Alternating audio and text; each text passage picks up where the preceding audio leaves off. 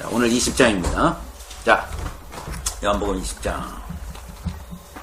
안식 후 첫날 이른 아침 아직 어두울 때에 이렇게 시작합니다. 안식 후 첫날. 예수님이 언제 돌아가셨죠? 무슨 요일에? 우리 시간으로 금요일에 돌아가셨어요. 금요일 날 오후에 돌아가셨어요. 그리고 토요일은, 그러니까 유대인의 토요일 안식일은 금요일, 우리 시간으로 금요일 해 떨어질 때부터 그 다음날 토요일 해 떨어질 때까지가, 유대인은 날짜 계산을 그렇게 하죠. 우리식으로 안 합니다. 우리는 자정부터 그 다음날 자정까지지만, 유대인은 해 떨어지는 시간에 시작을 해요, 하루가. 그리고 그 다음날 해 떨어지는 시간에 끝나요. 그러니까 안식일이 언제예요? 금요일은 예수님 십자가에서 돌아가신 날은 금요일 오후. 그리고 해가 이제 조금 있다 떨어져서 안식일 시작했죠. 그리고 그 다음날 해 떨어질 때까지 안식일이고, 다시 그 다음날이니까 안식 후 첫날이 이미 시작하고, 밤이 딱 지난 다음에 언제? 이른 아침. 그러니까 우리 시간으로 뭡니까? 썬데이 모닝이죠. 일요일 아침 해가 막 뜨려고 그럴 때, 약간 컴컴할 때예요. 그러니까 어두울 때에, 그때 벌어진 일부터 기록하고 있습니다. 그래서 안식 후 첫날 이렇게 표현하는 겁니다. 안식일이 지났단 말이죠. 그러니까 예수님은 6월절 날 돌아가셨어요. 금요일 날. 그리고 안식일 날은 무덤에 계셨고, 그 다음에 일요일 날 새벽에 부활을 하셨죠. 자, 그래서 사실은 사흘이 안 돼요. 하루 반 정도밖에 안 돼요. 우리 시간으로는. 그렇지만 유대인의 계산법이에요.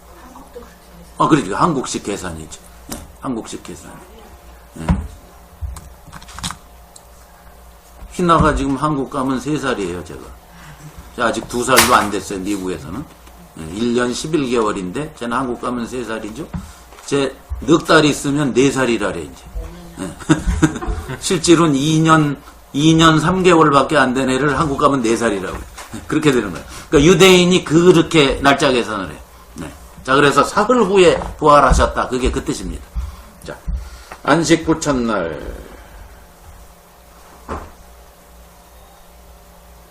이른 아침 아직 어두울 때에. 실제로 어두웠겠죠. 실제로 어두울 때예요, 사실. 근데 요한은 항상 의미심장하게 얘기한다 그랬죠. 예를 들면 니고데모가 밤에 찾아왔다. 실제로 밤에 왔겠지. 그러나 그의 영혼이 아직 예수님을 몰라보고 컴컴한 상태였다. 이런 걸 강조하는 거예요. 예를 들면 유다가 배반하고, 예수님 배반하고 나가니 곧 밤이로라. 이렇게 표현해요. 예루살렘의 수전절이 이름의 때는 겨울이라. 이래. 그러니까 예수님하고 아주 냉랭한 유대인의 관계를 의미심장하게 표현하는 거예요. 실제로 겨울인데도 그렇게 자꾸 표현하다가 지금도 뭐예요? 아직 이 사람들이 예수님 부활할 걸 알고 있어요? 몰라요? 모르지. 지금 막달라 마리아가 무덤에 왔는데 예수님 부활할지 몰라. 아직 말을 하셨는데도 안 믿고 있어. 그러니까 아직 어떤 상태다?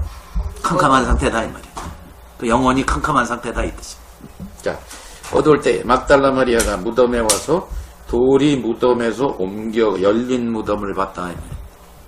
그 돌이 어마어마한 몇 톤짜리, 그걸 막 지렛대를 사용해서 장정, 수도 없이 많은 사람들이 옮겨야만 되는 돌인데, 그게 저절로 옮겨져 있는 걸 봤다, 이 말이죠. 그러니까 도둑 맞았다라고 생각하죠. 조금 있다 보면 마리아가 시체를 도둑질해 간 것으로 오인을 할 수밖에 없는 상황입니다. 아무것도 안 믿으니까 지금. 자, 그런데 안식 후 첫날. 자, 여기에서 오늘날 이제 주일이라는 개념이 나온 거예요. 아시죠? 일요일. 옛날에 유대인들은 언제를 지켜야 돼요? 그건 율법에? 안식일을 지켜야 돼요. 그러니까 안식일이 언제예요? 금요일 해 떨어질 때부터 토요일 해 떨어질 때까지를 무조건 쉬어야 돼요. 유대인들은 일하면 안 돼요. 그러니까 하나님이 그 말씀 한마디 하셨는데, 그걸 잘 지키기 위해서 지네 마음대로 이것도 만들고 저것도 만들고 해서 안식일 조항만 수백 가지가 넘는다고 그랬죠. 그렇게 인간적인 종교로 타락시켜 놓은 게 유대교입니다. 자, 거기 와서 예수님이 완전히 딴 복음을 소개하시면서 완전히 다르게 행동하시니까 예수님을 이제 잡아 죽이려고 하다가 실패하고 하다가 드디어 자기 딴에는 잡아 죽였어요. 자, 그 다음에 예수님께서 안식 후, 안식일날 부활하시지 않고 안식 후 첫날 하셨어요. 그러니까 이제 또 기독교가 이번에는 예수님이 안식일 다음에 부활하셨으니까 안식일이 뭘로 바뀌었다? 일요일로 바뀐 거다 해서 요즘 또 일요일을 안식일이라고 그러는 거예요. 맞아요? 틀려요? 그건 말도 안 되는 얘기죠. 일요일날 초대교인들이 예수님 부활하신 날이니까 자발적으로 우리가 그날 예수님 부활하신 날 우리가 좀 모입시다. 그래서 자발적으로 시작한 게 어떻게 된 거야 이게 점점 제도화 돼갖고 오늘날 주일 성수라는 말도 안 되는 개념이 기독교 안에 들어온 거예요. 주일 성수라는 게 이 세상에 없어요. 그죠? 그게 뭐냐면 구약의 안식일 개념을 자기네 마음대로 예수님 부활한 날로 대체를 해버린 거예요. 그래서 안식일 개념이 그대로 성립이 돼야 된다라고 주장하는 거예요. 예? 그러니까 주일날은 이거 하면 안 되고 저거 하면 안 되고 뭐 식당 가도 안 되고 캐스노도 안 되고 뭐 해도 안 되고 이런 이제 지네 맘대로의 법을 이제 딱 만드는 거예요. 그날 교회당에 가서 예배를 안 드리면 하나님께서 매우 노하신다는 이런 뭐 이상한 개념을 이제 기독교가 만들어내게 된 거죠. 예, 자, 그러니까 안식 후 첫날 부활하셨다. 왜 그랬어요? 예수님은 왜 안식 후 첫날 부활하셨을까? 그게 중요한 거예요. 그날 뭐를 하고자 하시고 이게 중요한 게 아니에요. 왜 예수님은 안식일날 부활할 수도 있고 안식 후 첫날이 아닌 다음날 부활하실 수도 있고 뭐 일주일 후에 부활하실 수도 있고 그렇죠? 뭐 맘대로잖아. 하나님 맘대로잖아. 그렇죠? 이걸 우리가 잘 알아야 돼요. 왜 안식 후 첫날 부활하셨을까? 그게 중요한 거예요. 다 설명드렸으니까 여러분 아셔야 되는데. 첫 이삭을 바치는. 네. 그게 구약의 첫 이삭 바치는 레위기에 보면 신민기에 보면 6월절은 뭐죠? 지난번에 다 설명했어요. 이거. 애굽에서 해방된 고날을 기념해서 양 잡는 날이에요. 양의 피를 왜 탈출하기 전에 문설주의 문인방에 바르니까 죽음의 사자가 가다가 피가 있는 집은 넘어가서 유대인은 다 살았잖아요. 그죠? 그래서 피는 해방을 의미하죠. 예. 자, 그래서 6월절 날 예수님이 일부러 돌아가신 거예요. 하나님께서 플랜을 그렇게 세우신 거예요. 다른 날도 목요일도 아니고 수요일 날 왜 예수님이 수요일 날 돌아가시면 안 돼? 그렇대잖아. 그게 뭐가 중요해? 그런데 일부러 6월절 날 돌아가셨어요. 그것도 양 잡는 시각에 돌아가셨어요. 일부러. 왜? 하나님이 전부 뭐다? 구약에 나와 있는 이런 것들은 앞으로 오실 메시아 예수님의 뭐다? 그림자다라는 거예요. 그걸 미리 그때는 몰랐지. 그 사람들이 알 길이 있나? 하나님의 복음의 그 깊은 뜻을 그때는 몰랐지. 예. 그렇지만 하나님은 벌써 그걸 다 아시고 시공을 초월하시니까 아시고 미리 갔다가 상징으로 그림자로 모형으로 박아 놓으신 거예요. 구약 때 몇천 년 전부터. 자, 그게 6월절 날 그래서 양 잡는 그때 돌아가셨어요. 내가 6월절 양처럼 죽는다. 왜? 해방시키러 왔다. 너희들을 죄에서 예? 모든 율법의 짐에서 마귀의 예? 억눌린 상태에서 잠깐 이런 거에서 전부 내가 해방시키러 왔다. 죽음에서 해방시키러 왔다. 그래서 6월절 날 돌아가셨어요. 자, 그 다음에 다음 날이 안식일이죠. 그 다음 날 안식 후 첫날에 이제 6월절은 양 잡는 날이죠. 그럼 안식 후 첫날 6월절 다음 날은 뭐 하는 날이에요? 그게 무교절 절기 중에 아주 중요한 날이에요. 무교절 절기가 일주일이잖아요. 자, 6월절 다음 날부터 무교절 일주일을 지켜요. 유대인들은 항상. 자, 그러면 거기에 무교절에 막 시작하자마자 큰 날이 뭐냐면 추수를 시작하는 날이에요. 그래서 뭐라 그랬죠? 첫 이삭. 제일 먼저 추수한 것을 날 것으로 익히지 말고 날 것으로 첫 이삭을 쫙 갖다가 하나님 앞에 바치는 날이에요. 하나님 감사합니다. 자, 찾아봅시다. 자, 레위기로 갑시다. 레위기 23장. 다 공부한 거니까.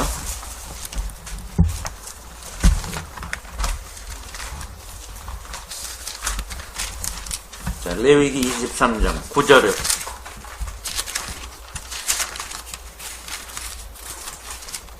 그 앞에는 6월절 얘기를 하고 있어요. 8절까지가 6월절이에요. 자, 양 잡는 날 얘기예요. 9절부터 봅니다. 23장 9절 레위기. 여호와께서 모세에게 일러 가라사대 이스라엘 자손에게 고하여 이르라. 너희는 내가 너희에게 주는 땅에 들어가서 너희의 곡물을 거둘 때에, 추수할 때에 이제 곡물을 거둘 때에 처음 위선 너희의 곡물에 뭐를? 첫 이삭 한 단을 제사장에게로 가져갈 것이요. 제사장은 너희를 위하여 그 단을 여호와 앞에 연납되도록 흔들되 언제? 안식일 이튿날, 안식 후 첫날이에요. 그죠? 안식일 그 다음 날에 흔들어라. 나오죠, 거기. 예, 그거 하는 날이에요, 그날이. 예수님이 일부러 그날 부활하신 거예요. 다른 날 부활하셔도 되는데. 예. 첫 이삭 바쳤다. 자, 그래서 이제 고린도전서 15장으로 갑니다. 바울이 그래서 그거를 이렇게 설명하는 거예요. 자, 고린도전서 15장. 다 아는 거 복습이니까 빨리빨리 합시다. 자, 고린도전서 15장 20절.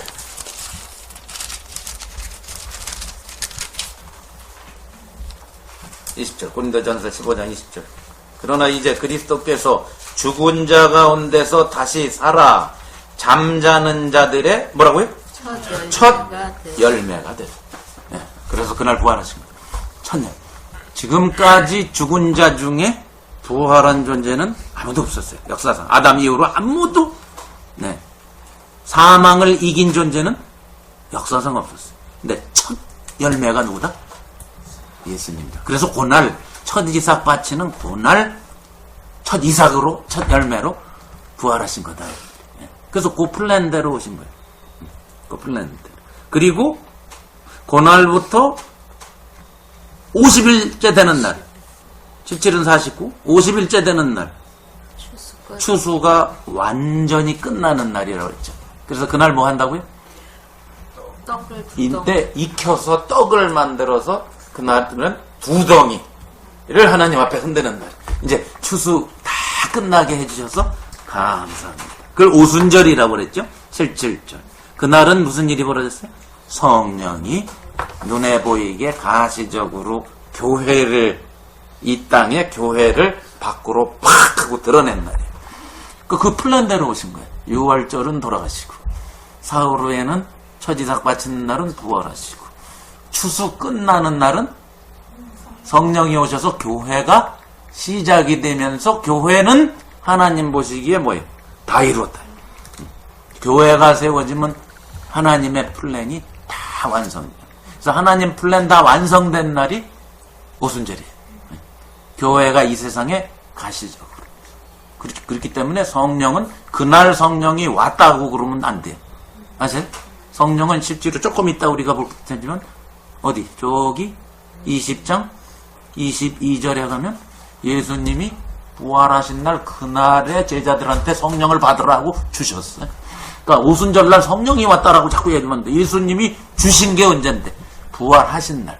그러니까 뭐예요? 하나님은 십자가, 부활, 승천, 성령이 전부 하나님에겐 한 패키지. 요한은 그거를 얘기하려고 그러는 거예요. 그래서 부활하신 날 성령 주셨다 이렇게 하는 거예요.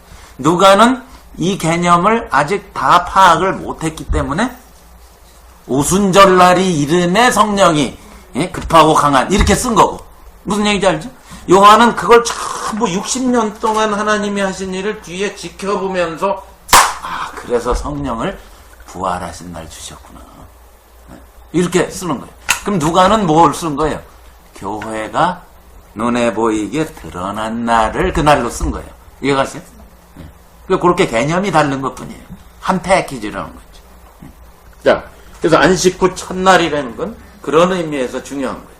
첫 이삭 바치는 날이기 때문에 그날 부활하셨다라는 거지. 성수 주일, 뭐 주일, 성수 이런 개념을 여기서 도출해내면 아주 곤란합니다. 상관없어요. 초대교회는 일요일이라고 가서 예배하라고 주인께서 종들에게 시간 주시고 그러는 주인은 없었어요. 그러니까 일요일날 아침 11시 뭐 1시에 가서 예배 드렸다. 천만의 말씀. 초대교회는 그런 사람 거의 없어요. 왜? 교인의 반 이상이 종인데 누가 예배 갔다 오라고 휴가 줍니까? 주인. 주인이 잘 때 주로 모였어요. 그래서 초대교회는 주로 밤에 모였어요. 밤에 등불 켜고 주로 모였어요.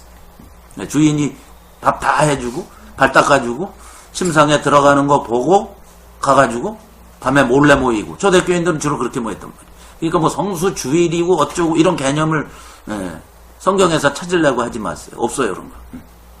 다만 주일날 모임을 갖는 이유는 뭐예요? 그냥 자발적으로 그날이 주님이 부활하신 날이야. 그러고 모이기 시작한 것뿐이에요. 아셨죠? 그럼 이제 이해하시면 됩니다.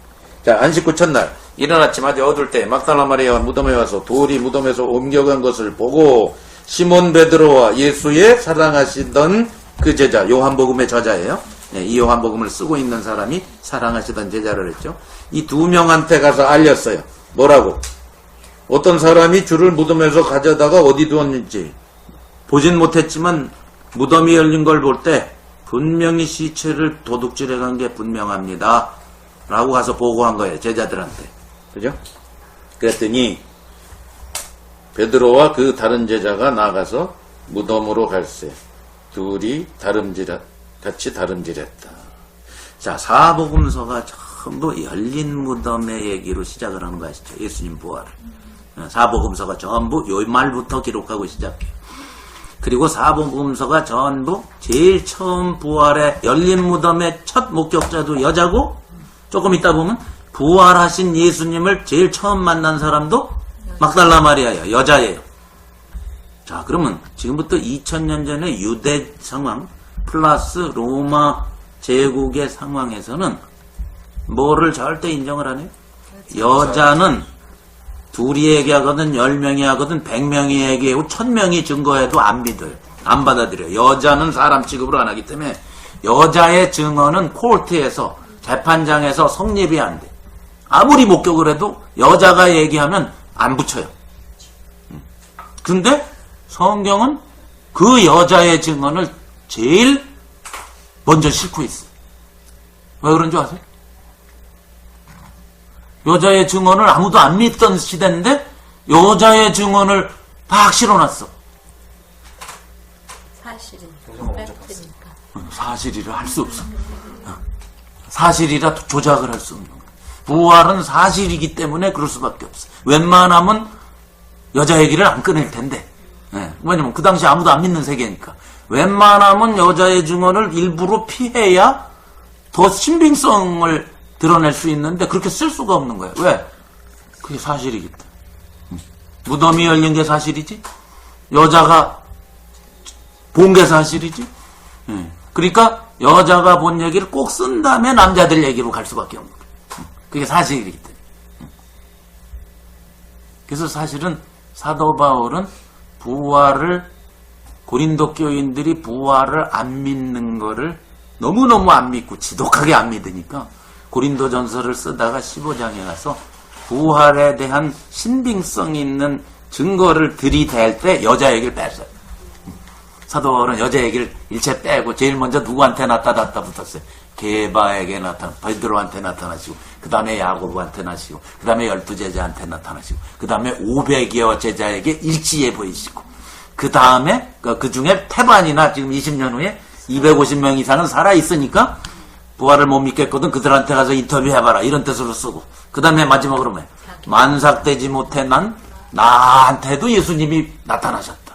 그렇게 쓸 때는 여자 얘기를 일부러 빼요. 왜? 고린도 교인들이 여자를 먼저 제시하면 믿겠어. 이제 그런 의미예요. 자, 그래서 어쨌든 여자가 제일 먼저 열린 무덤도 봅니다. 자, 열린 무덤이라는 것을 왜 강조하냐면 성경이 왜 열린 무덤을 강조할까? 사람이 옮겨놓은 거 아닙니다. 아니죠. 열린 무덤도 사람이 옮겨놓을 수, 지금 사람이 옮겨놨다고 오해하잖아. 왜 열린 무덤을 강조할까? 그 이유. 다 공부한 건데. 왜 열린 무덤을 강조할까? 네 복음서가 전부 이거부터 시작을 해요. 왜? 첫 현상. 그렇지요. 유령이 아니라 진짜 그 예수님이 부활했다는 거예요. 유령이 아니라는 거예요. 유령이 아니라. 진짜 장사 지냈던 그 시체가 그게 그대로 부활했다라는 걸 강조하려는 거예요. 그렇지 않고 유령이라면 유령이 무슨 뭐를 열어. 유령이 그냥 나오지. 유령인데 무슨 얘기인지 아시죠? 그래서 그런 거예요. 그래서 성경에 보면 예수님이 부활해서 꼭 잡수시는 장면을 강조를 하죠. 그 예수님이 그분이 부활했다는 걸 강조해요. 그래서 왜냐면 요한복음이 쓸 때쯤이면 이미 어떤 사람들이 교회 안에 있기 시작했어요. 예수님이 유령처럼 부활했다. 이런 헛소리 하는 사람들이 교회 안에 막 생기. 그러니까 나중에 2세기 가면 그들이 영지주의자라고 아예 그냥 두각을 나타내버려요. 근데 이미 조짐이 있었거든요. 그러니까 성경의 저자들은 열린 무덤을 계속 강조하는 거예요. 자, 진짜 부활하셨다. 무슨 전설 따라 삼천리가 아니라. 자, 3절. 베드로와 그 다른 제자가 나가서 무덤으로 갈새 둘이 같이 다른질 하더니 역시 베드로를 능가하는 사람은 누구라고요? 자기라고요.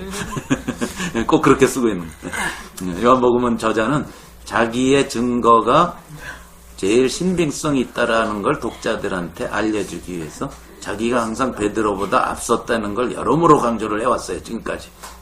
이미 앞에서부터. 그죠?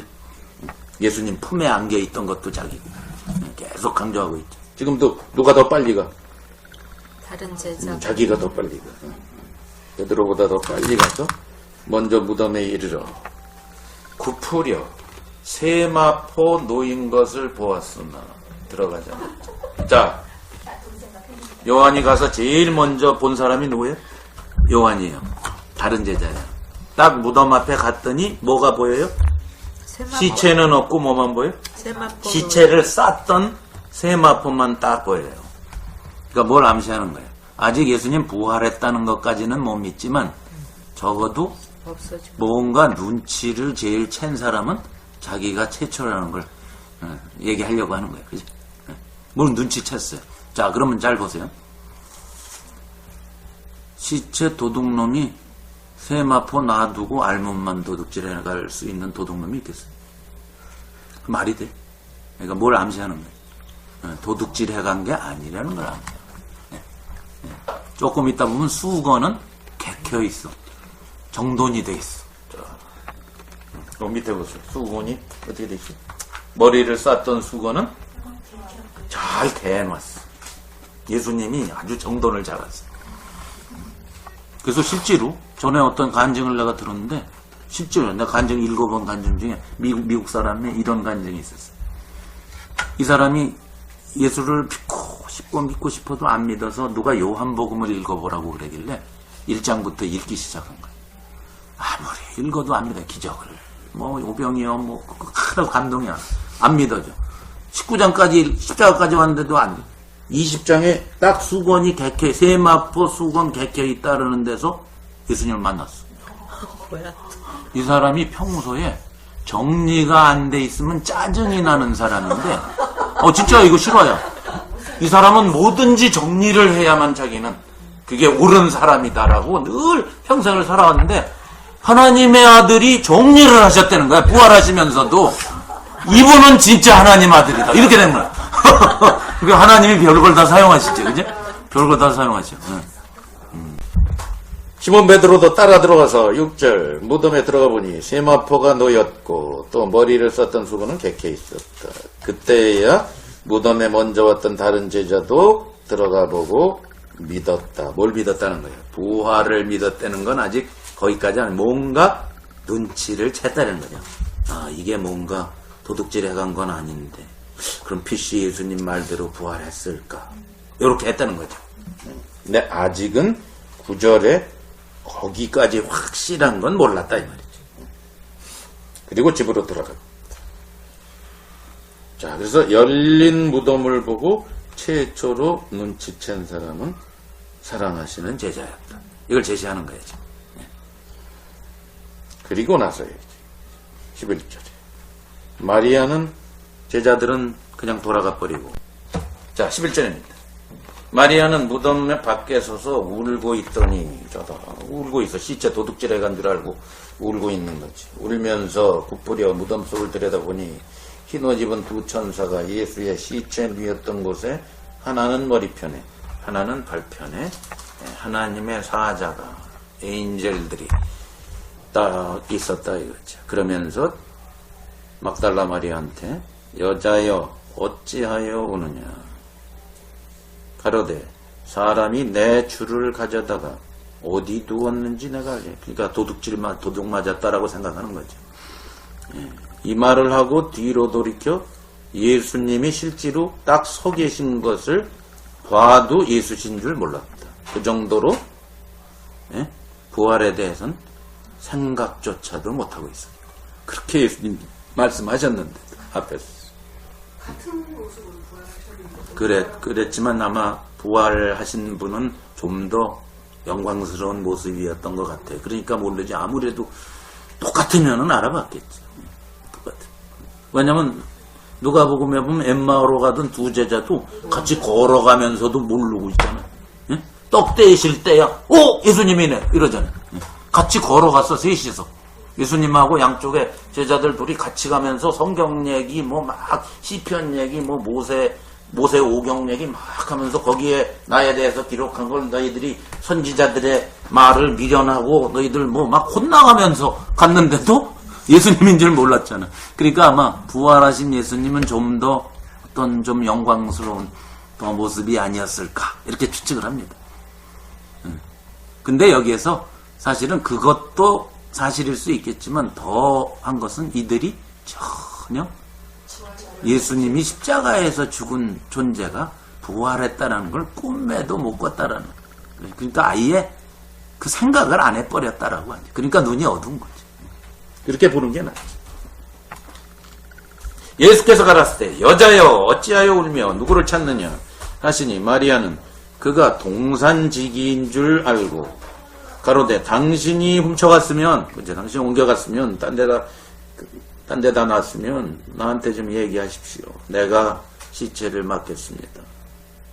전혀 막달라 마리아는 부활을 감을 잡지 못하고 있는 자입니다. 그때 예수님이 마리아를 이름을 부르셨어요. 마리아야 하시거나 마리아가 돌이켜 히브리 말로 라보니요 랍비요 그 뜻이에요. 랍비요 라보니요 선생님. 드디어 그때 알아봅니다. 부활을 최초로 목격한 사람이 마리아라는 거죠. 그런데 17절에 예수님이 다짜고짜 이렇게 얘기하죠. 나를 만지지 마라. 나 아직 아버지께로 올라가지 않았다. 승천하지 않았다. 나를 만지지 말라. 뭘까요? 나를 만지지 마라. 왜 만지지 마라? 붙들어놓지 만지지 말라가 아니라 잘못된 번역이. 무슨 말이었어요? 나를 붙들어 매지 말라. 그렇게 번역해. 이게 그리스 말로 미완료태로 되어 있는데, 미완료태라는 건 뭐냐면, imperfect tense라는 건데, 이거는 특수한 그리스 말의 시제 용법입니다. 미완료태가 뭐라고 그랬죠? 공부 많이 하면 요한복음에 이렇게 몇 번 나와요. 중요한 거 강조할 때마다 미완료태를 꼭 써요. 요한은 뭐라고 그랬죠? 습관적으로. 예, 습관성을 얘기하는 거예요. 습관성. 하고 또 하고 또 하고 또 하고 계속 반복해서 하는 거예요.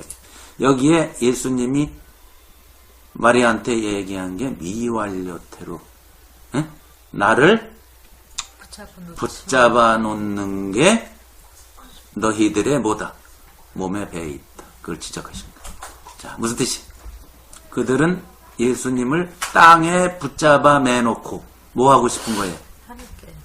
그들은 예수님을 사랑하긴 하지만 예수님을 그 육체를 붙잡아 놓고 예전처럼 같이 밥 먹고 이제 등극도 하시고 다윗처럼 그죠? 오병이의 기적도 행해 주시고 아플 때 고쳐 주시고 그런 예수님을 바라고 당연한 거죠. 그들에게는. 그들은 당연했어요. 근데 예수님은 내가 그렇게 되면 승천이 안 되면 어떻게 된다? 하나님 목적이 이루어지죠. 에? 나 부활했다고 끝나는 거 아니다. 부활한 다음에 꼭 뭐 하셔야 돼요? 승천하셔야 되죠. 그리고는 뭘로 오셔야 돼요?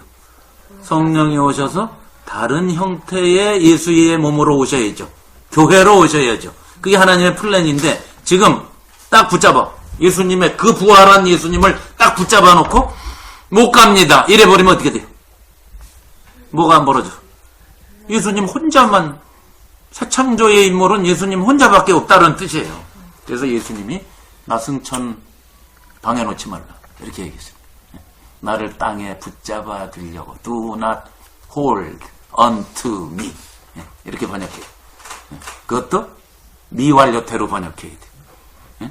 네가 지금까지 해왔던 대로 그렇게 하지 말라.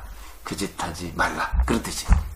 미완료태로 썼다는 거예요. 지금까지 너는 내가 육체로 너희들하고 늘 같이 있기를 원하지 나를 육체로 옛날의 예수로 알지 말라. 그 뜻이에요. 이해가세요? 근데 우리 성경은 만지지 말라고 뭘 만지기. 번역을 이렇게 해놓으니까 무슨 말인지 모르겠어. 나를 승천 못하게 하는 짓 하지 말라. 그 뜻이에요. 이전에 육체로 있던 내가 아니다. 옛날 육체로 너희와 3년 반 동안 있었던 나로 대하지 말라. 이 말입니다. 승천 꼭 해야만 내가 이 땅에 온 목적이 이루어진다. 그러니까 네가 붙잡아 매놓겠다는 발상은 하나님의 목적에 역행하는 것이다. 그 뜻입니다. 굉장히 중요한 포인트입니다. 예수님을 이 땅에 와서 3년 반 동안 공생애 하신 예수로 알게 되면 아직 복음을 아는 거예요? 모르는 거예요? 모르죠. 그래서 오늘날 기독교 안에 소위 진보파라는 사람들은 예수님, 이 땅에 오신 예수님의 말씀만을 중요시 여깁니다. 네? 이 땅에 오셔 산상수 뭐 이런 거 좋잖아요. 네? 그분의 십자가, 부활, 승천, 교회 이거는 개념이 없어요. 그분의 이 땅에 오셔서 하신 원수를 사랑하라, 산상수훈, 좋은 말씀을 우리가 받아들이는 제자로 살자. 여기에서 끝나는 거예요. 그러니까 전혀 예수가 누군지 모르는 거예요. 예수님을 육체로 하는 사람. 여러분 요즘 도마복음이라고 있죠. 그 도마복음이 언제 생긴 건지는 모르지만 그 도마복음을 쓴 친구들이 그 신앙밖에 없었던 거예요. 그렇기 때문에 우리가 갖고 있는 복음서에서 뭐를 다 빼버리고 뭐만 딱 남겨놓고 편집을 한 거예요. 도마가 썼다. 거짓말로. 나 그 한마디라는 데서 발견된 건데 그게 지금부터 한 60년 전에 70년 전에 그건 완전히 그 영지주의자들 또 뭐예요? 예수님을 전혀 하나님의 아들로 받아들이지 못하는 사람들이 쓴 복음서예요. 편집 복음서예요. 그걸 도마복음이라고 그래요. 많이 들어보셨죠? 도마복음이라는 거 많이 못 들어봤어요? 도마복음? 많이 들어봤죠. 그 도마복음 지금 인터넷 보면 그냥 전문 다 나와 있어. 보통 누구든지 읽을 수 있어. 한글로도 번역돼 있어. 자, 뭐가 하나도 없어요, 그게? 예수님이 하나님의 아들이라는 말이 하늘에서 왔다는 말 일치 없고 뭐만 계속 예수님의 교훈집이에요, 교훈집. 좋은 얘기. 딱 보면 공자님 말씀 비슷한 거, 부처님 말씀 비슷한 얘기예요, 좀. 왜냐면 그들은 예수님을 그렇게 만나지 못한 사람들이. 그래서 하나의 철학자 비슷하게, 성인 비슷하게 예수님을 따르던 사람들이 복음서를 믿지 못하니까 복음서에서 좋은 얘기만 뽑아갖고 편집한 내용 얘기. 근데 그거를 요즘 이제 신봉하는 사람들이 많아요. 마치 도마가 쓴 건 줄로 착각을 막 하면서 선전해 대죠. 그거 아니에요. 자, 그 왜 그러냐면 예수님 부활했다. 도저히 못 믿겠는 거예요. 그러니까 이런 얘기는 하나도 없어요. 거기. 한마디도 없어.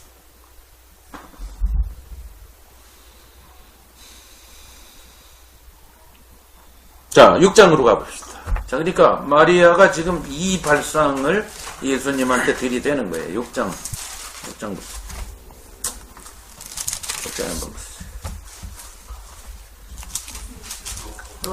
요한복음. 네. 15절, 6장 15절. 자, 요한복음 6장의 앞에 부분은 뭐예요? 오병이어의 기적이에요. 물고기 2마리와 떡 5덩이로 남자만 5,000명을 먹이셨어요. 여자 애들 포함해서 적어도 3만 명을 예? 애의 도시락 갖고 예수님이 기적을 행해서 먹였어요. 다 좋았어요. 다 잘 먹고 12광주리까지 다 남았어요. 그죠? 엄청나는 지금 예수님의 기적이 일어났죠. 그랬더니 15절에 14절부터 그 사람들이 잔뜩 먹은 사람들이 예? 예수의 행하신 이 표적을 보고 말하되 이는 참으로 세상에 오실 누구라고요? 그 선지자예요. 신명기 18장 15절에 보면 모세가 예언했어요. 이후에 하나님께서 나와 같은 선지자를 보내실 것이다.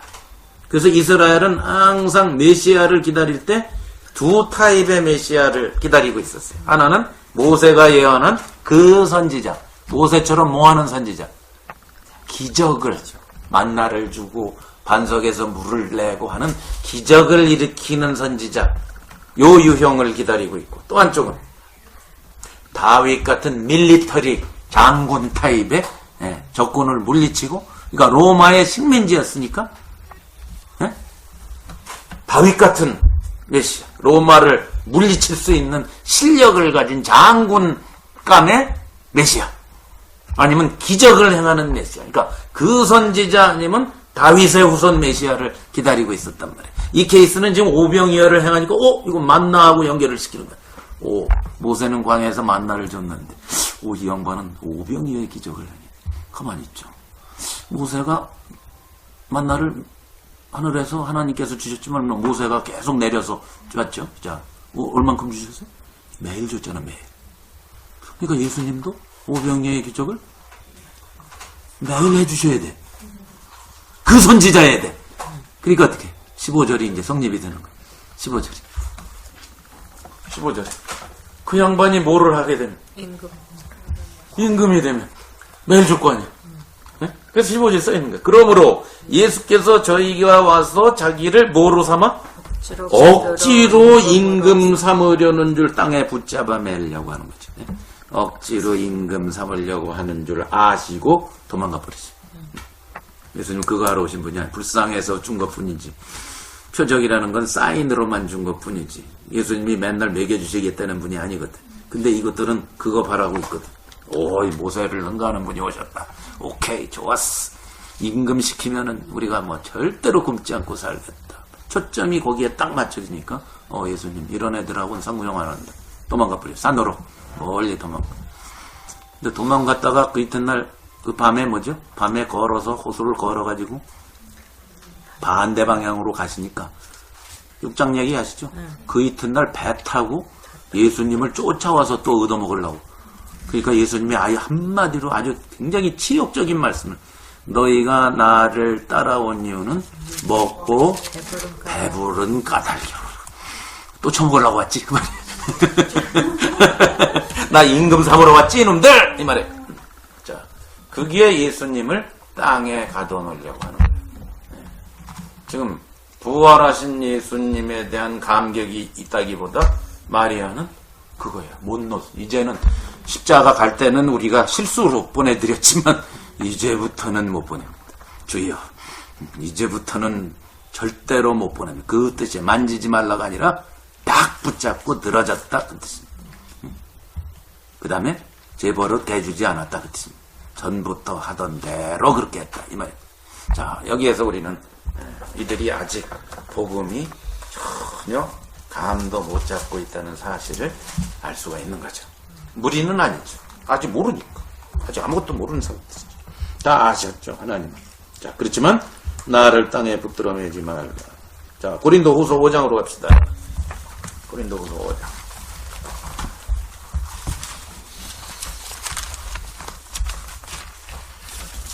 바울이 이렇게 얘기한 뜻이 뭔가를 바울이 쓴 겁니다. 고린도후서 5장에 15절 보세요. 15절.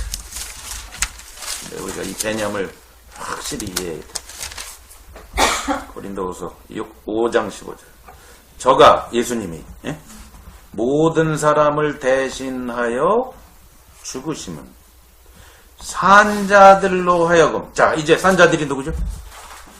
예수 그리스도 안에 들어온 자.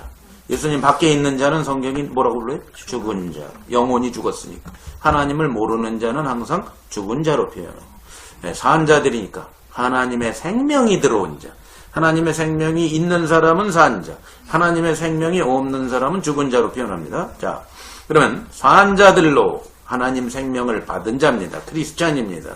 교회 안에 있는 자입니다. 자, 산 자들로 하여금 다시는 누구를 위해 살지 않고 저기 자신을 위해 살지 않고 오직 저희를 대신하여 죽었다가 뭐 하신? 부활하신. 다시 사신 예수님을 위해서 다시 사신 자를 따라가는 거예요. 그분의 목적을 위해서 그 말이죠. 다시 사신 자가 하고 싶은 일을 위해서 따라가는 자야. 그분을 위해서 사는 자니까. 자, 그분의 목적이 내 목적이고 그분이 좋은 게 내가 좋은 거고 그분이 싫으면 나도 싫고 예? 그게 그를 위해서 산다는 뜻이죠. 자, 그러면 그 다음 보세요. 그러므로 우리는 이제부터 어떤 사람도 예수님을 위시한 모든 사람을 가리키는 거예요. 뭐로 알지 않았다? 육신을 따라. 네, 외모로 육신대로 평가하지 않는다. 육신대로 판단하지 아니야. 왜냐하면 우리도 모를 때는 예수님도 뭘로 평가했다? 육체대로. 육신으로 오셨던 예수님이 전부인 줄 알았다. 육체대로 알았지만 이제부터는 아니다. 그분은 부활하셨고 승천하셨고 완전히 다른 차원의 산자들로 우리를 만들기 위해서 다 하신 분이기 때문에 예수님이 옛날에 육체대로 오셨던 예수님으로 우린 알지 않는다 이 말이에요. 아셨죠? 아직도 교회를 다니면서 예수를 육체대로 알고 있는 사람이 굉장히 많아요. 맨날 복음서에 나오는 그 예수님만 그냥 쫓아다니려고 하는 사람들이 많아요. 바울이 그걸 얘기하는 거예요. 그렇지 않다. 그럼 뭐냐? 17절에 이제 우리는 이런 사람들이다. 뭐죠? 여기에서 그 제자훈련에서 달달달달달달 외는 구절이 요 배경에서 나오는 거예요. 무슨 뜻인지도 모르고 외는데 자, 이 배경 속에서 나온 말입니다. 육체대로 예수님을 알지 않고 이젠 차원이 다른 예수님을 만난 거예요. 네? 그런 사람들이 도대체 어떤 상태냐? 그걸 기록한 거예요. 이제 17절. 그런즉 누구든지 누구 안에 있으면 육체로 오신 예수님이 아니에요. 이제 어떤 예수님이 육체대로 아는 예수님이 아닌 다른 예수를 만나는 거죠. 차원이 다른. 그런 그리스도 안에 있으면 뭐라고요? 새로운 창조 세계라. 이런 뜻. 차원이 다르다. 옛 창조하고는 결별을 한 거다. 피조물이라는 건 약화된 잘못된 번역이에요. 네. 새로운 뉴 크리에이션이다. 이렇게 번역해요. 새로운 창조다. 이렇게 번역해요. 그러니까 교회는 새로운 똑같이 밥 먹고 똑같이 화장실 가고 똑같이 일하고 똑같이 공부하고 똑같이 자동차 타고 다니고 똑같이 휴가 가고 다 똑같아요. 이 세상 사람들하고 겉의 모습은 똑같아요. 하루에 일어나면 일 가야 되고 학교 가야 되고 뭐 해야 되고 똑같죠. 그런데 실지의 모습은 뭐다? 완전히 새 창조를 살아가는 교리가 아니에요. 좋은 얘기가 아니에요. 실제로 그렇게 삽니다. 왜? 세계가 다르다. 지금 우리가 살고 있는 이 육신의 세계는 무슨 창조? 옛 창조. 옛 창조. 그리스도 안에서 우리가 경험하는 세계는 새 창조. 새로운 창조 세계. 이전 것은 어떻게 됐어요? 하나님 보시기에 탁 지나갔어요. 그러니까 우리도 그 눈으로 사는 거예요. 똑같이 살고 똑같이 밥 먹지만 우리는 완전히 죽은 자들과 달리 산 자로서 새로 새 것이 되었다. 네. 완전히 달라요. 새 거예요. 새 거. 헌 게 아니라 우리는 새 거예요. 그래서 예수님을 육체대로 알면 안 된다는 거예요. 근데 지금 마리아는 아직 그 수준에 머물러 있어요. 부활하신 예수님을 보고도 아직 감이 안 오고 개념이 쓰질 않는 상태니까 또 육체로 잡아놓으려고 하는 거다. 그래서 예수님이 나를 붙잡아두지 말라. 나 아직 아버지께로 올라가지 못했다. 왜? 승천해야만. 땅에서 계속 왔다 갔다 하는 예수는 하나님 목적을 이룰 수가 없다. 아버지께로 가서 이제는 새로운 창조 세계를 내가 시작해야 되겠다. 그러니까 나를 붙잡아두지 말라. 이렇게 얘기한 거예요. 자, 이해가시죠? 굉장히 중요한 얘기입니다, 이거. 새로운 창조세계. 그러니까 당연히 새로운 창조세계는 새로운 가족의 개념이 들어와야 되겠죠. 예? 옛날 가족 개념 갖고는 안 되겠죠. 그래서 그 다음 보세요. 이제 그들이 누구예요? 예수님한테는? 그냥 제자가 아니에요. 누구예요? 그들이 그냥 제자가 아니에요. 뭐예요? 뭐예요? 누구한테? 형제들에게. 누구예요? 베드로, 요한 이 사람이 더 이상 제자가 아니라 뭐라는 거예요? My brother라는 거예요. brothers. 예수님 아버지 하나님 안에서 똑같은 생명을 나눠 가진 누구라는 거예요? brothers라. 내 형제들, 내 제자들 앞에서 계속 제자라고 그랬죠. 그죠? 끊임없이 앞에서 제자로만 나왔었어요. 지금까지. 근데 예수님이 부활하신 다음에는 이제 그들을 뭐로 불리기 시작해요? My brothers. 이제 뭐다? 한 가족. 생명을 나눈 핏줄이다. 새로운 창조 세계는 새로운 가족 개념으로 사는 겁니다. 그래서 뭐라 그래요? 내 형제들에게 가서 이르되 내가 내 아버지 곧 누구의 아버지이죠? 너희의 아버지요. 같은 아버지를 모신 브라더스가 확실히 되었다. 예수님 부활하시고 승천하시고 하게 되면은 이제 완전히 새로운 창조세계, 새로운 가족 개념이 이 땅에 그대로 리터럴리 글자 그대로 펼쳐집니다. 예수님이 승천해야만 누가 오세요? 보혜사가 와서 그분이 사도들과 선지자들에게 터를 만들어서 교회를 세우는 거예요. 에베소 2장 20절에 근거하면. 그죠? 그러니까 뭐예요? 꼭 승천해야 되기 때문에 부활한 상태는 지금 과도기죠.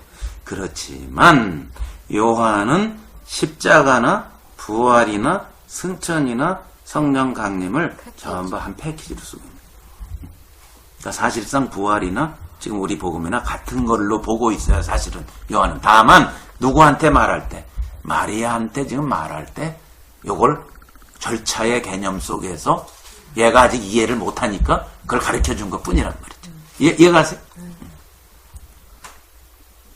자, 그러면 우리가 요걸 그냥 요 글자만 보면 그러면 예수님 부활한 상태에서 지금 마리아를 만났어요. 마리아가 탁 붙잡으니까 나를 붙잡지 마. 나 아직 승천 안 했다. 그러니까 마리아가 손을 놨어. 그리고 이제 내 형제들한테 가서 얘기해. 그 사이에 승천했다가 응? 제자들한테 내려왔을까? 뭐 이건 만화지. 무슨 만화에 뭐 가고 오고 개념이 아니라니까. 승천이니까 자꾸 뭐 어디를 가는 얘기인 줄 자꾸 알고 있어. 왜냐면 그들의 이해 상식에서는 그 말밖에 쓸 수가 없어요. 그리고 나중에 사도행전 가면 예수님이 실제로 막 올라가셔. 예수님이 실제로 제자들 놓고 제자들이 이렇게 쳐다보는데 이렇게 왜? 그들의 개념은 뭐예요? 하나님은 인간보다 높다라는 개념을 이해시켜야 되는데 오늘처럼 이렇게 우리가 풍성한 지식을 알고 있으면 차원의 개념을 설명하면 막 하고 통하는데 이들의 수준이 아직 그걸 이해할 수 있는 수준이 아니에요. 그러니까 하나님 예수님이 올라갔구나. 그럼 오늘 우리의 상식으로 올라가면 어떻게 된다고? 거기 감람산인데 그럼 그 지구의 반대 방향에 있는 사람은 어떻게 되는 거예요? 응? 자, 지구가 둥근데 우리는 둥근 것까지 알고 있는데 여기에서는 예수님이 이리 가. 그러면 지구 반대에 사는 사람한테는 어떻게 되는 거야? 땅속을 쳐다봐야지. 그러니까 말이 안 되잖아요. 그런 개념이 아니거든. 그죠? 그러나 그들의 과학 상식, 그들의 상식 수준에서 설명을 한 것뿐이에요. 자, 그러니까 예수님 마리아한테 얘기한 다음에는 이제 안 잡으니까 이제 굿바이 내 형제들한테 얘기하고 와. 그동안에 쭉 승천했다가 응? 쑥 내려가고 이게 뭐 말하지. 무슨 뜻인지 아시죠? 차원의 개념이에요. 부활, 승천 다 하나의 개념이에요. 조금 이따 우리가 보겠지만 사람들은 이제 또 부활하신 예수님은 벽을 뚫고 다닌다네 또. 왜? 제자들이 문을 잠그고 있으니까 예수님이 그런데도 가운데 오셨어요. 예? 열제자가 지금 무서워서 문 걸어 잠그고 자물쇠로 걸어 잠그고 예. 이제 자기들도 이제 예수님처럼 십자가에 가서 죽을까봐 무서워서 꽁꽁 걸어 잠그고 숨어 있는데 예수님이 오셨잖아. 문을 걸어 잠궜는데 그러니까 벽을 뚫고 오는데 예수님이 벽을 뚫고 왔을까? 한번 생각해요. 예수님이 벽을 뚫고 무슨 마술사입니까? 벽을 뚫고 오게. 우리의 차원 그럼요.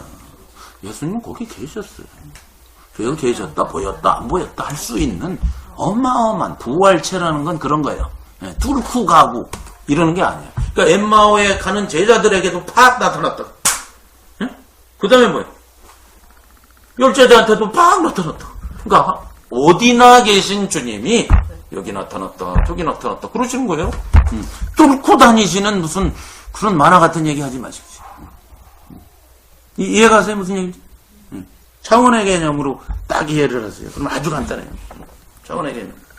자, 그러니까 내 형제들에게 가서 내가 내 아버지 곧 너희 아버지예요. 이제. 곧 그전에도 아버지라는 말씀 많이 하셨지만 주로 자기의 아버지라는 말만 주로 하셨어요. 요한복음에서. 근데 이제부터는 누구의 아버지다? 너희 동일하다. 너희도 나랑 똑같이 보신다. 가족이다. 새 창조 세계는 이제 형제다. 너희들과 내가 형제의 개념이다. 놀라운 거죠. 하나님이 우리를 예수님과 똑같이 여기신. 이게 복음이에요. 이게 복음. 뭐 제사함 받고 뭐 천국 가고 이렇게 시시한 게 아니에요. 네, 그런 게 아니에요. 네. 똑같이 여기신다. 내 아버지, 너희 아버지, 내 하나님 곧 너희 하나님께로 올라갑니다. 가서 알려라. 이제 다 끝났다 이 말이죠. 그죠? 아, 질문이 또 왔네. 첫 질문은 아직 아버지께로 올라가지 아니하였노라는 어떤 의미인가요? 라는 질문입니다. 그것은 무슨 뜻이겠어요? 아직 아버지께로 올라가지 않았다. 그 말은 무슨 뜻이겠어요?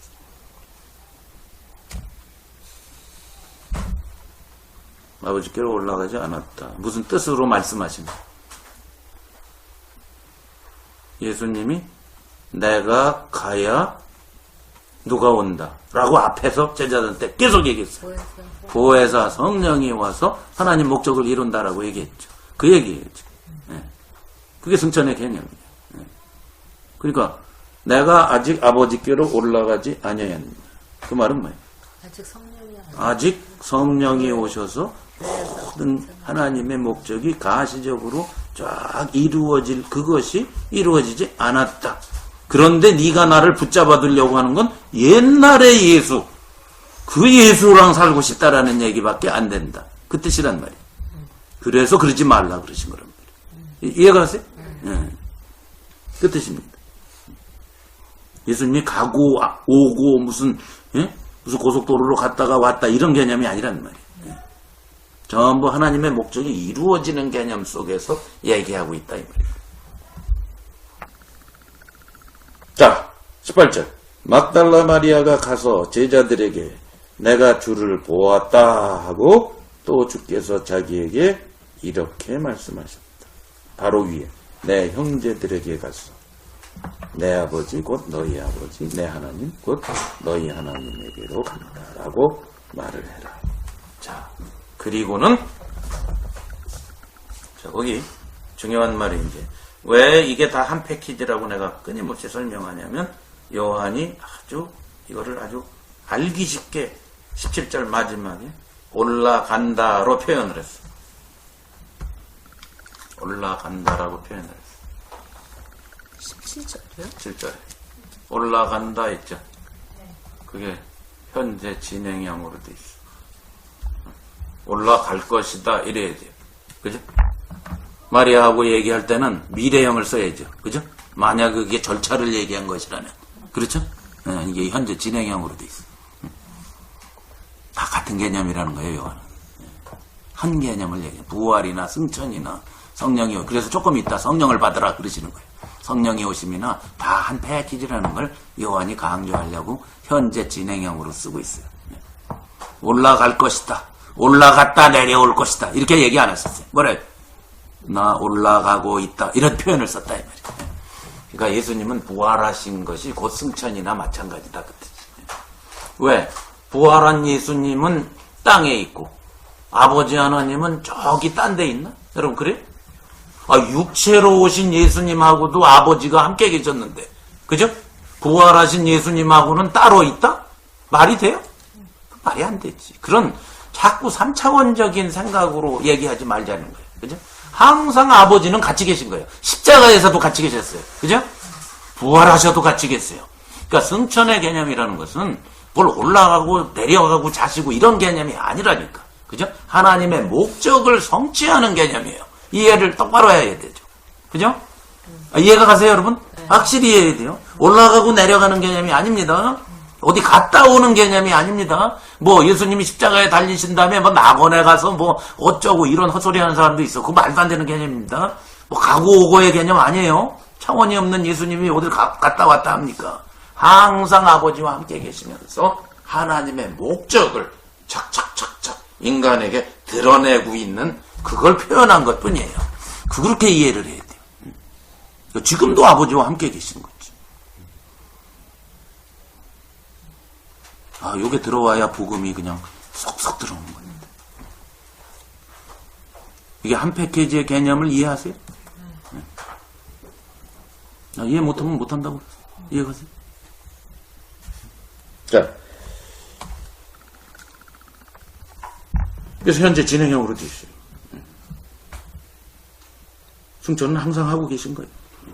동시에 여기서도 살고 계신 거예요. 지금 교회를 세우고 계신 거예요. 이게 승천하는 거예요. 승천이가 하나님에게 가는 건데 하나님이 여기 계시는데 어디를 가시고 무소부재하신 하나님. 자, 그러니까 뭐가 드디어 현실화가 되는 거예요, 이제. 예수님이 지금 십자가에 달리셨어요. 부활하셨어요. 승천하셨어요. 승천하고 계세요. 그럼 뭐가 벌어지는 거예요? 요게 앞에서 얘기하셨어요, 여기? 예수님이 앞에서 얘기하셨어요. 어떻게 얘기하셨죠? 요 표현. 지금 벌어지고 있는 이 현장을 앞에서 뭐라고 표현하셨죠? 기억하세요? 질문을 못 알아들었어요? 지금 예수님이 지금 버리고 계신데 십자가에 죽으시고 아버지 집에 거할 곳이 많은데 내가 가서 다시 와요. 거처를 얘기하죠. 네, 거처를 얘기한 그 얘기가 현실화되고 있죠. 다시 한번 갑니다. 자, 귀가 닳도록 들은 얘기를 또 한번 갑시다. 귀를 좀 달아보겠습니다. 제가 14장입니다. 귀를 제가 여러분의 귀를 또 한번 닳게 만들겠습니다. 자, 14장. 자, 이 얘기입니다. 이 얘기가 드디어 가시화되고 현실화되고 눈앞에 벌어지기 시작하는 거예요. 예. 자, 14장 1절. 너희는 마음에 근심하지 말라. 하나님을 믿으니 또 나를 믿으라. 그리고 내 아버지 집에 거할 곳이 많다. 요거. 예? 그렇지 않으면 너희에게 일렀으랴. 내가 너희를 위하여 처소를 예비하러 뭐예요? 간다. 가서 너희를 위하여 처소를 예비하면 내가 다시 온다. 그래서 너희를 내게로 영접하여 나 있는 곳에 너희도 있게 하리라. 자, 예수님 오셨어요? 안 오셨어요? 오셨어요. 지금 오셔서 누구한테 제일 먼저 나타나세요? 제자. 갔다 온다 그러니까 오늘날 기독교인들은 맨날 재림에 세뇌가 돼가지고 재림하실 때 얘기인 줄로 자꾸. 예? 지금 제자들한테 하는 얘기인데 지금. 예. 갔다 온다 얘들아. 그럼 그 사람들 눈앞에 사흘 만에 그죠? 마리아에 조금 있다 10제자 앞에 그 다음 주에는 도마까지 포함한 11제자 앞에 오셨잖아요. 그죠? 그 얘기하는 거죠. 예? 내가 금방 온다. 부활을 얘기하는 거예요. 부활. 그리고 승천을 얘기하는 거예요. 그리고 성령이 오시는 얘기를 하는 거예요. 그 얘기가 14장 얘기였다 그랬죠. 그게 가시화 지금 되는 거예요. 그게 눈앞에 펼쳐지는 거예요. 그래서 아버지의 집이 이 땅에 거할 곳이 쫙 하고 펼쳐지는 그 장면이 지금 요한복음 20장입니다. 거할 곳이 드디어. 이제 누가 온다고요? 그게 23절이라 했죠. 14장 23절이 2절의 결론이라 그랬죠. 그죠? 이제 보혜사 성령 얘기를 쭉 하시다가 드디어 23절의 결론을 어떻게 내렸죠? 사람이 나를 사랑하면 내 말을 지키리니 내 아버지께서 저를 사랑하실 것이요 우리가 누구한테? 저에게 와서 우리가 아버지와 아들이 누구한테 오는 거예요? 그 사람한테 오는 거예요. 그들에게 교회로 오시는 거예요. 전통적인 기독교의 복음은 여기 살던 우리가 저기로 가는 거예요. 아버지한테로 가는 거예요. 그죠? 네. 예수님의 복음은 여기 있는 우리한테 누가 오는 거예요? 우리가 아버지와 아들이 오시는 거예요. 뭘로? 부활로, 승천으로, 성령으로, 다른 육체로, 교회로. 네? 이게 복음입니다. 그게 드디어 뭐예요? 하나씩 둘씩 눈앞에 펼쳐지는 장면을 우리가 보고 있는 거예요. 드디어 제자들한테 가서 내 부활 사실을 알려라. 그들에게 다시 온다라고 얘기하신 그게 드디어 이제 벌어지고 있는 거예요. 그게 요한의 얘기. 재림 얘기 아니에요. 재림 하시겠지만 그 재림하고 이건 아무 상관없는 얘기. 교회가 세워진다는 얘기라고. 거처라는 건 교회예요. 하나님이 살 집. 교회라는 집, 건물이 아니라 누구예요? 성도들로 연결된 형제 자매로 아버지의 가족인 것. 이 거처가 바로 요한복음 20장에서 가족으로 드러나는 거예요. 내 아버지와 함께하는 형제들의 집합체. 그렇죠? 아, 난 막 흥분될라라네 또 이 얘기하니까. 가슴이 좀 콩닥콩닥 흘러. 이게 벌어지는 거예요, 이게. 자, 그게 17절 얘기가 바로 이제 슬슬 벌어지는 얘기입니다. 이 질문이 또 들어왔네. YPR이라는 분인데 이게 누군지 모르겠네요. 기초적인 질문인 것 같아서 죄송하지만 궁금했어요. 그렇다면 성령님과 계속 우리와 함께 계셨던 것 아닌가요? 왜 보혜사 성령을 보내주신다고 하시죠? 아주 좋은 질문입니다. 당연히 성령님도 계속 지상에 계셨죠. 그죠? 구약시대 때 보면 성령이 그때도 항상 이스라엘에 있었죠. 그래서 사람마다 특별히 쓰임받게 하나님이 하시는 사람한테는 성령이 막 임하시죠. 그죠? 계시니까. 여기 계시니까 임하지. 뭐 저기서 날아올 무슨 한 성령이 물체입니까? 뭐 날아오게. 같이 계시다가 특별하게 쓰임받고자 하는 사울이다, 뭐 기도원이다, 그들에게 성령이 탁 역사를 하시는 것 뿐이에요. 항상 계세요. 아버지와 아들과 성령은 삼위일체시기 때문에 따로따로 계신 분이 아니에요. 항상 계세요. 그렇죠? 그런데 왜 예수님은 보혜사 성령을 보내준다라고 계속 얘기하셨냐 이거예요. 앞에서. 아주 좋은 질문이죠, 이거. 왜? 왜 늘 계신 분이 왜 뭘 또 오시고 자시고. 왜 예수님은 왜 그 얘기했어요? 전부 뭐와 관련돼 있다고? 하나님의 목적이 이루어지는 것과 관련된 얘기지. 예. 샬롯의 유용필 형제님. 예. 하나님의 목적이 이루어지는 것과 관련됐기 때문에 그런 거예요. 계시지만, 늘 계시지만. 왜? 하나님의 목적을 이루기 위해서 먼저 예수님이 뭐로? 육체로 오셔서 우리랑 30여 년 인간이랑 같이 하면서 이제 하나님 목적을 이루기 위한 스타트를 끊고, 그렇죠? 이제 그분이 인간이 그려놓은 모든 타락을 역행해서 완전 반전시켜서 십자가에서 모두가 끝내야 돼요. 그죠? 거기서 전부 다 이루어야 돼요. 예수님이 죄도, 율법도, 뭐 세상도, 인간의 자아도, 뭐 마귀도, 죽음도 뭐 싹 끝내버려야 돼요. 그래야만 새창조 세계를 살 수 있으니까. 네, 환경을 조성해야 되니까. 그래서 예수님이 육체로 오신 거예요. 네. 그래서 꼭 필요해요. 예수님이 우리 같은 육체로 오셔야 돼요. 그래서 우리가 그려놓은 옛창조를 완전히 끝내야 되기 때문에 예수님이 옛창조 속에 육체로 오신 거예요. 자, 그리고는 이제 십자가에서 다 끝난 다음에는 뭐예요? 부활하시면서 새 창조의 세계를 여시는 거죠. 그렇죠? 그리고는 새로운 창조 세계를 주도하셔서 이제 예수님과 똑같은 가족으로 예수님처럼 똑같이 살 수 있는 존재들의 세계를 주도하시는 분이 뭐예요? 눈에 보이지 않는 누구? 성령이시라는 거죠. 그분은 옛날에도 계셨어요. 그렇지만 하나님의 목적을 이루기 위해서 예수님하고 바톤 타치만 하신 거다. 그 개념이에요. 네. 이해가 가시는지 모르겠지만 네. 그 개념입니다. 그래서 성령을 보내주신다는 것은 어떤 개인한테 뭘 충만케 하러 오시는 분이 아니고 어떻게? 그건 구약에도 있었어요.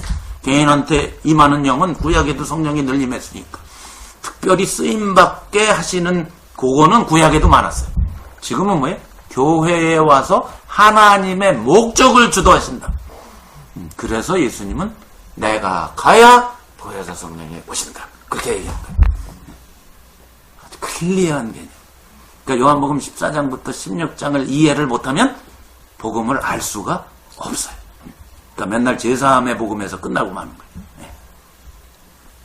그래서 내가 반의 반쪽 또 안 된다라고 얘기하는 거예요. 그 복음 갖고 제가 목회를 20년 했는데 그거는 반의 반쪽도 안 되는 복음이었다 이거죠. 그러니까 온전한 복음은 요한복음 14장에서 16장, 17장을 거쳐서 지금 요한복음 20장에 와야 요렇게 해서 새로운 창조가 벌어지고 새로운 가족이 탄생한 것이구나. 그러니까 성령은 그래서 오신 겁니다. 여행쟁이. 네. 오케이. 시간이 많이 갔네. 19절 잠깐 보고 끝내. 다음 시간부터 이제 또 자세하게 이제 부활 후에 얘기를 해야 되는 거죠. 이날 곧 안식 후 첫날. 계속 안식 후 첫날이죠. 네. 그래도 마리아가 괜찮은 여자인데 웬만하면 그래도 못 놓습니다 이러고 바지 잡고 늘어져야 되는데 그래도 순종해서 또 제자들한테 가네. 지독한 여자 같으면 아이 다시는 못 보냅니다 아마 이래. 자 21절 19절 이날 곧 안식 후 첫날. 이제는 저녁이에요. 아까는 새벽부터 벌어진 얘기죠. 그죠? 자 이제 저녁입니다. 저녁 때에 제자들이 유대인을 두려워하여, 당연히 두렵죠. 예수님하고 한패다 그러면 끌어다가 또 십자가에다 못 박을까봐 겁난 거죠. 두려워하여 모인 곳에 문들을 다 닫았다. 뭐 잔물쇠로 걸어 잠궜다 그 뜻입니다. 닫았더니 예수께서 오사 가운데 탁 쓰시더니 너희에게 평강이 있을지어다 하고 손과 옆구리를 왜 보이셨어요? 죽은 그 예수가 살아났다는 거예요. 무슨 이상한 유령이 나타난 게 아니라 진짜 창에 찔렸고 진짜 못 박혔던 그 장보진이 돌아왔단 말이에요. 그걸 강조하는 거죠. 그래서 이 자리에 없었던 도마가 제자들이 나중에 우리 부활하신 예수님 만날 때 제일 먼저 확인하는 게 뭐예요? 내가 만져보기 전에 그 유령일 수도 있다. 자기가 옷자국 만져보고 옆구리 찔러보기 전에 나 믿어. 그런 거예요. 그래서 그 예수님이 부활하신 거예요. 그 예수. 이게 굉장히 중요해요. 자, 그런데 문들을 닫았는데 가운데 팍 오셨어요. 벽을 뚫고 온 게 아닙니다. 거기 계셨다가 보인 것뿐이에요. 부활하신 예수님은 없어졌다, 있어졌다, 없어졌다. 이러신 분이에요. 그러니까 그 자리에 계셨었는데 제자들과 같이 계셨었는데 거기서 그냥 팡 하고 나타나셨어요. 저기 있던 분이 휙 뚫고 이것처럼 벽을 휙 뚫더니 휙 무슨 뭐지 뭐 매트릭스인가 뭐 어디 뭐 우리 공상과학 영화 보면 막 뚫고 나갔다 들어왔다 하는 그게 아니에요 이게. 그냥 여기 계셨어요. 제자들 있을 때 안 보였어요. 여기 같이 계셨어요. 근데 이제 제자들이 한숨 푹푹 쉬고 있는 거 다 보고 계시다가 그냥 그 자리에서 팍 하고 나타나신 거예요. 그러다가 조금 있다 또 팍 없어요. 8일 후에 제자들이 또 모였을 때, 자, 예수님 떠나셨을 때, 여기에 이제 또 나시죠? 도마가 나타나요. 부활했다! 안 믿어. 그 소리 정확히 다 듣고 계셨어. 어디서? 거기서. 그러니까 예수님이 그대로 리피트 하시잖아요. 그 자리에 계셨으니까. 자, 문들을 닫았더니, 부활하신 예수님 이런 분입니다. 20절, 이 말씀을 하시고, 손과 옆구리를 보이시니, 제자들이 주를 보고 기뻐하더라. 요거 예언해 놨잖아. 16장 20절에 너희는 세상은 근심하나 너희는 곧 기뻐하게 될 것이다. 그게 그대로 이루어지는 장면. 21절 예수께서 또 가라사대 너희에게 평강이 있을지어다. 아버지께서 나를 보내신 것과 똑같이 누구도 너희도 나 보낸 거와 똑같이라고 그랬어요. 나를 보내신 것과 똑같이 너희 보낸다 그랬어요. 무슨 뜻일까? 예수님이 이 땅에 오신 것과 똑같이 예수님도 제자들을 보냈어요. 무슨 뜻일까? 예수님이 온 것과 같이 해요. 하나님의, 같아야 돼요. 같아요. 다르면 안 돼요. 똑같아야 돼요. 하나님의 목적을 위해서 오신 것 같이. 플러스. 너희들도 그 목적. 그 목적이죠. 그 목적을 이루려면. 그 목적을 이루려면. 예수님이 오신 것 같이 그들도 살아야 돼요. 그러니까. 예수님이 뭐로 오셨죠? 몸으로 오셨어요. 몸으로 오셨어요. 그들도 몸이 돼야 돼. 그들도 몸이 돼야 돼. 다만 몸만 다른 몸. 형태와 사이즈만 다른 몸. 이걸 아셔야 돼. 이게 바울이 이걸 이어받아서 그리스도의 몸 이렇게 얘기하는 거지.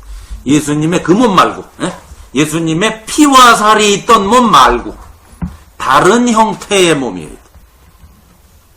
아시죠? 그리고 사이즈도 달라야 돼요. 왜? 그거 14장에 예수님이 예언해 놨어요. 나를 믿는 자는 내가 하는 일을 저도 할 것이요 그보다 더 큰 일을 할 것이니까 뭐예요? 이 새로운 몸은 사이즈가 달라야 돼. 예수님 사이즈 갖고는 안 돼. 예수님보다 큰 사이즈가 계속 벌어져야 돼. 자, 우리가 예수님보다 사이즈가 커요, 안 커요? 자, 우리 여기 지금 우리 예수님보다 지금 여기 있는 몇 사람 안 되는데 사이즈 커요, 안 커요? 크지. 예수님 혼자인데. 그 얘기예요. 그 얘기예요. 예수님이 오신 것보다 같긴 한데 사이즈가 달라져요. 형태와 사이즈가 달라요. 똑같은 거예요. 똑같아요. 예수님이 이 세상에 사는 것과 우리가 사는 목적이 같고 이유가 같고 똑같은 거예요. 그 얘기했어요. 그래서 아버지께서 나를 보내신 것 같이 너희들의 존재 이유와 나의 이 땅의 존재 이유가 같다 다르다. 똑같다. 예수님이 이 땅에 오신 것과 똑같은 목적, 똑같은 존재 이유가 아니면 복음을 아직 모르고 있는 거예요. 그 뜻이다. 똑같이 사는 거예요. 예수님하고. 다만 시대가 다르고 하는 일이 좀 다를 뿐 예수님이 이 땅에 살아가셨던 모든 목적, 이유, 가치관 똑같은 걸 갖고 살아가는 존재가 교회다. 그 교회를 이루는 게 나다. 할렐루야. 멋있잖아요. 그리고 아버지께서 예수님을 이 땅에 보내셔서 그것을 똑같이 예수님처럼 살아가려면 우리의 능력으로는 안 되지, 당연히. 택도 없지. 그러니까 뭐야? 그게 22절이에요. 성령은 그래서 오신 거예요. 교회에 오신 거예요. 교회. 뭐를 받아라? 성령을 받아라. 그러니까 성령을 오순절날 온 게 아니에요. 예수님이 지금 줬어. 지금 제자들에게 이제 교회가 완성되었다. 이제 여기 땅 너희들은 지금부터 자 이게 또 한 번 나오는 데가 어디라 그랬지? 사도행전? 아니 구약에 창세기 2장 7절 하나님께서 여호와께서 흙으로 사람을 만드시고 그 코에 같은 단어예요. 생기를 불어넣으셨다. 뭐야? 요한이 이걸 왜 기록했겠어요? 다른 복음서에 얘기 없어요. 요한은 왜 이걸 탁 강조하면서 기록했어? 뭐가 이루어졌다? 아까 내가 강조했죠. 새로운 창조가 이루어졌다. 옛 창조 말고 옛날 아담한테 훅한 거 말고 아담한테 훅한 거 그거 말고 이제 새로운 세계 내가 너희를 보낸다. 이 땅에서 예수님을 대신할 존재들 교회 거기에 새 창조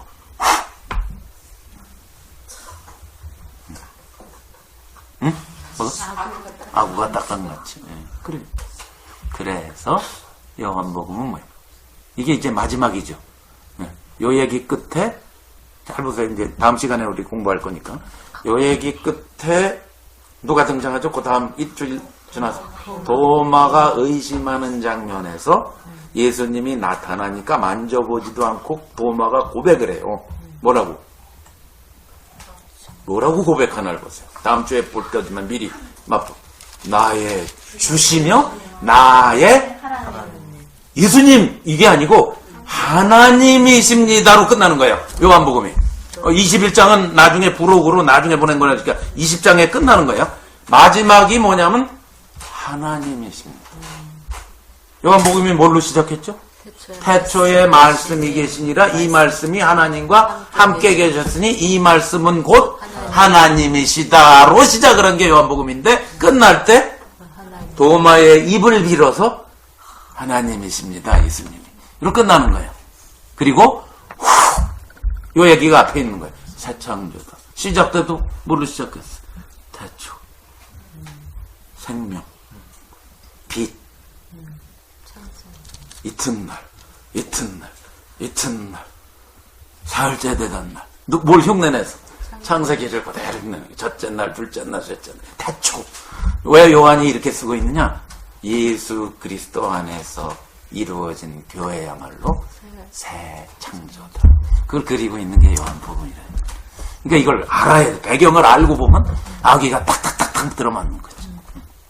모를 때는 좋은 귀절만 갖다 사용하기에 바쁘고 알게 되면 이거구나. 무릎이 탁탁 쳐지는 거지. 그렇지. 이제 예수님과 똑같이 여기는 존재들로 새 창조 세계에서 살아가는 게 너희야 라고 선포하는 게 요한복음. 그게 오늘날 우리입니다.